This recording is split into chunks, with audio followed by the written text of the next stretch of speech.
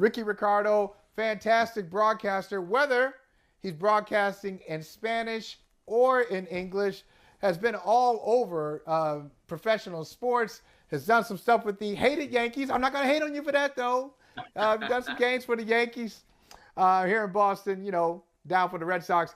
But this is where it's really relevant, and I'm jealous of you because your focus will be on the Philadelphia Eagles on Sunday when they take on the 49ers, host the 49ers in the NFC Championship game. It's the early game, and I'm excited for it. Ricky, I've been telling people, I'm representing Philly this week because only because I can't stand San Francisco. I don't want to see San Francisco win. So what can you tell me? What can you tell me to make me feel better that my Eagles, your Eagles and mine, for the sake of this conversation, are going to step up and do the job on Sunday? Tell me something that will encourage me and assure me. Look, I think when it comes down to it, and I know they're not on the field at the same time, I get it. But the quarterback position is one-sided, in my opinion, here. Brock Purdy, I don't care about any homecoming game in the Big 12 at Iowa State against Iowa. I don't care. He has never experienced anything like he's going to experience at Lincoln Financial Field this Sunday afternoon with a tremendous atmosphere. That Philadelphia fan base is going to make young Brock Purdy wish he brought some diapers with him. All right? So, and Jalen Hurts, to me, and I don't have a vote, and maybe he won't get the award because he missed a couple of games because of that injury that he suffered against the Bears late in the season. But I think Jalen Hurts is hands down the MVP. Hands down. Hands down MVP of the National Football League this season. And I think Jalen Hurts, who's going to come up big on Sunday afternoon, that's my comfort blanket, knowing that Jalen Hurts is piloting my team on Sunday afternoon to get me to Arizona and what would be my second Super Bowl ring and a joyous occasion on Broad Street in Philadelphia with another parade. Okay, now I like that. I was feeling good about this stuff until you said Jalen Hurts hands down. Because now, I felt like you were telling me some good stuff. Now, Ricky, I got to say, look at Patrick Mahomes. We just talked with Bert Breer a few minutes ago. Bert Breer points out Patrick Mahomes lost Tyreek Hill. He had a shuffle of his wide receiver room. Of course, he still has Kelsey. Got some rookie running backs. He's got a lot of rookies around him. And he's got his team in the conference championship game. Threw a bunch of touchdown passes. Got the job done.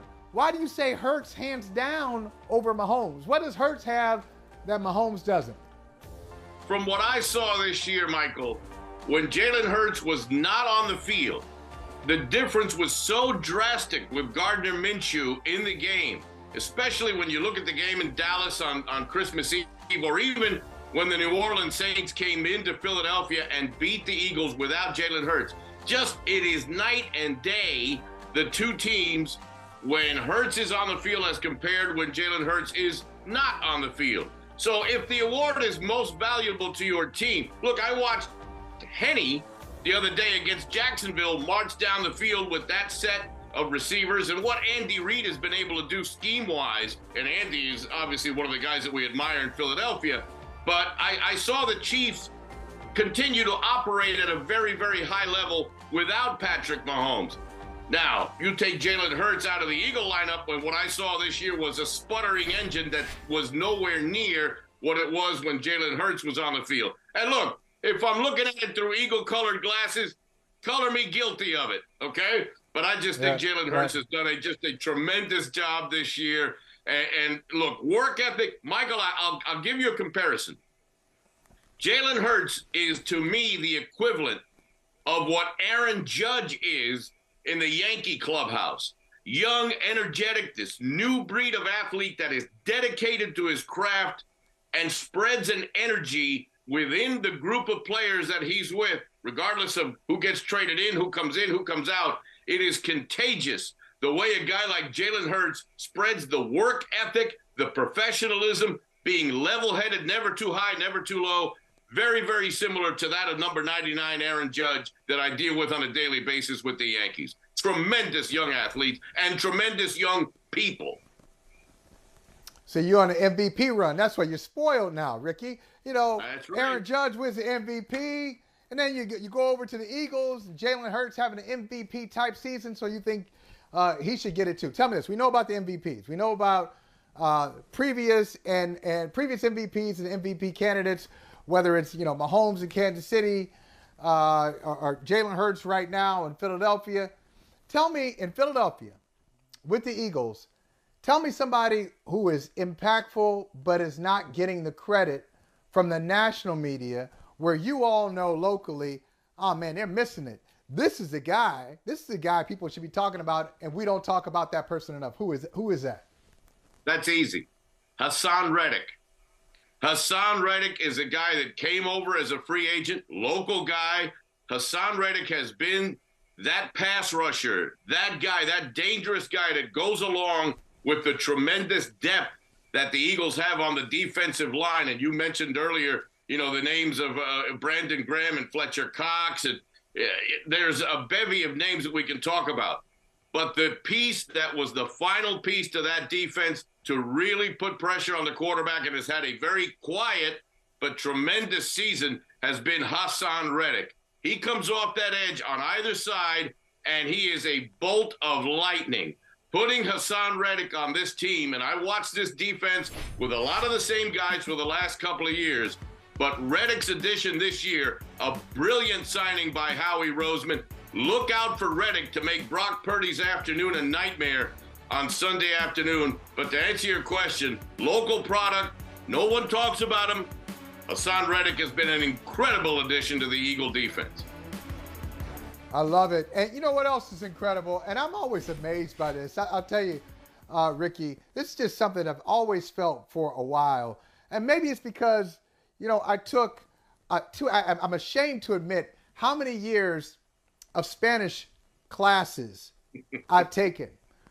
Between high school, probably like 3 years in high school, like 3-4 years, probably like 3-4 years in college, like every year in college.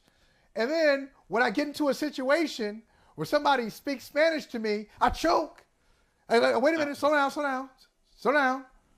What's the word? Okay, what am I trying to say? So I'm always amazed by people who are able to do the job at a high level in English and in Spanish. You do that routinely. And what is your, is it the same approach when you're like Spanish language broadcast, English language broadcast? Is it the same approach, or is there something that you say, okay, I'm going to do this for this one, but I'm going to put a little spin for this one? Like, give us some insight on that. I'm fascinated by it. Well, okay, let's say on my talk shows, which are on both WFAN and WIP in New York and Philadelphia, that's easy. Those are in English. But when I do transition to Spanish, baseball is easy because, as you know, Michael, for Hispanics, baseball is the game. So everything is basically just how you translate it. Baseball is a very Spanglish type of game, so a lot of English terminology is used in whether it be the Dominican Republic or Venezuela, Puerto Rico, Cuba, Mexico, which are the main countries. There's a bunch of them starting to catch up now, like Colombia and different places around South America that are really starting to get high energy baseball players and better programs. So it's easy in baseball. When I am doing football, I don't want to use the term dumb it down, but we're seeing Hispanics around all of Central South America, and Mexico has been a huge place for the National Football League, a tremendous fan base, as we see every time they have a game in Mexico City, all the fan clubs. Mexico has been NFL country for a long time. Now that is starting to spread around Central and South America. What I try to do in Spanish for football is to make it a little easier to understand. There's a lot of terminology. There's a lot of intricacies for American football that might be a little difficult for the first year, second, fifth, fourth year listener around the Latino world. So I try to make it as easy to understand. The clock, 10 yards gets you 3 more plays, possibly 4 more plays. So, instead of complicating it too much, I try to make it as basic as possible so they can enjoy it and then every week or every season, maybe throw a little bit more. It's a nickel defense. What is a nickel defense? It's 5 guys. You know, how do you translate that? It's a little tricky in Spanish, but it's something that I have taken as a personal project to educate my audience, at the same time deliver the broadcast and entertain, to make it fun while you're picking up on some of these things that are intricacies of American football. Well, I can see that you have entertained us so far. And so when our Eagles win on Sunday, Rickie, please come back next week. Come back next week, talk a little trash about San Francisco, talk a little more trash about Brock Purdy. And since you have an R&B background, everybody doesn't know that. You told me this off the air, R&B background. You can come in and tell us about some of your favorite mixes that you put together. You can share a mix with us. Whatever you want to do. What, Michael, this is a fact. The first guy to ever interview New Edition, when Arthur Baker first formed the group, okay? Roxbury Nass, shout out. Okay. Bobby Brown, all those guys, Ralph, they're all my buddies. The first interview they ever did on New York radio was with yours truly, going way back in the early 80s. I've been around a long, long time. Spent many a year with Rick James on tour. I got lots of stories to tell. Maybe we can do a book one day, Michael, okay? Oh, there it is. There it is. Hey, thank you for watching Brother from Another. If you haven't hit that subscribe button, go ahead and do that now. Don't forget, you can catch us 3 to 4 weekdays on PeacockTV.com and on Sirius XM Channel 85.